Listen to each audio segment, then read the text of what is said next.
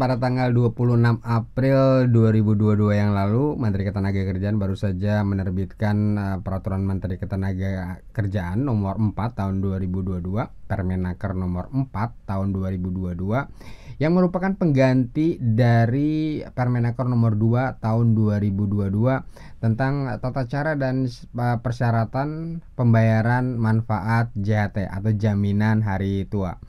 Nah, seperti kita semua mungkin udah tahu ya, Permenaker nomor 2 tahun 2022 tentang pembayaran manfaat JHT ini sebelumnya sudah menjadi satu kontroversi dan mendapat banyak penolakan di kalangan luas, terutama di kalangan pekerja dan serikat pekerja. Karena berdasarkan Permenaker nomor 2 tahun 2022 tersebut ditentukan bahwa pencairan manfaat JHT itu baru bisa dilakukan ketika pekerja sudah memasuki usia 56 tahun. Kalau pekerjanya belum memasuki usia 56 tahun, maka pekerja tidak bisa mengklaim manfaat JHT.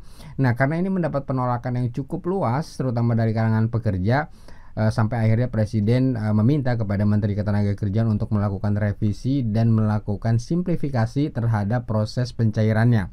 Akhirnya setelah menyerap aspirasi dari banyak kalangan, terutama kalangan pekerja, serikat pekerja, ada juga akademisi dan pengusaha, akhirnya pada tanggal 26 April 2022 yang lalu, Menteri Ketenagakerjaan menerbitkan Permenaker nomor 4 tahun 2022.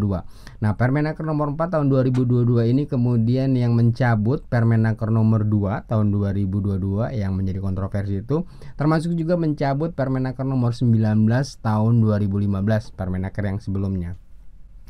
Ada dua hal penting yang diatur di dalam Permenaker nomor 4 tahun 2022 ini sebagai peraturan menteri yang mengatur tentang klaim manfaat JHT yang terakhir. Pertama, usia pekerja ketika mengklaim manfaat JHT sudah tidak disyaratkan lagi masa usia 56 tahun. Kalau menurut Permenaker nomor 2 tahun 2022 yang sebelumnya itu kan ketika pekerja akan mengklaim manfaat JHT umurnya harus sudah 56 tahun. Nah, sekarang dengan adanya Permenaker nomor 4 tahun 2022 ini, maka syarat usia 56 tahun tidak diperlukan lagi. Jadi syaratnya hanya ada masa tunggu selama 1 bulan, kemudian baru pekerja bisa mengklaim manfaat JHT-nya. Jadi ketika pekerja itu di PHK atau pekerja itu mengundurkan diri, maka setelah menunggu selama 1 bulan sebagai masa tunggunya, pekerja yang bersangkutan bisa mengklaim manfaat JHT-nya, bisa mencairkan manfaat JHT-nya.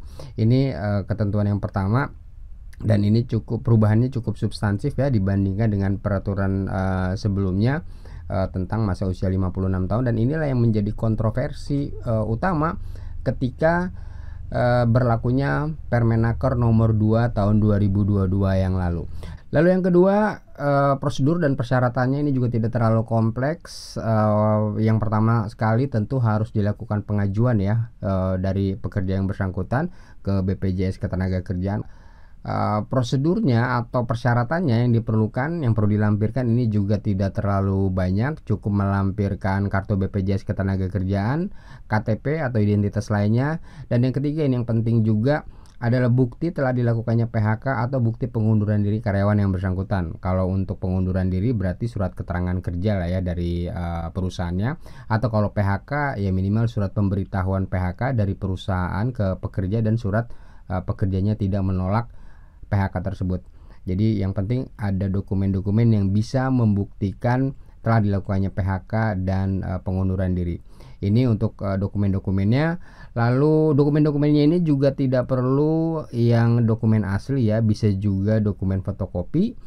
Lalu untuk proses penyampaian dokumennya sendiri dan proses pengajuannya ini juga tidak harus luring, tapi juga bisa dalam bentuk daring atau dalam jaringan atau secara online. Jadi bisa dilakukan secara online, tidak harus ke BPJS Ketenagakerjaan, ke kantor cabangnya misalnya. Dan selain pengajuan secara online, dalam proses pengajuan atau pencairan manfaat JHT ini juga ada jangka waktunya sekarang kapan manfaat JHT itu harus sudah dicairkan oleh BPJS Ketenagakerjaan.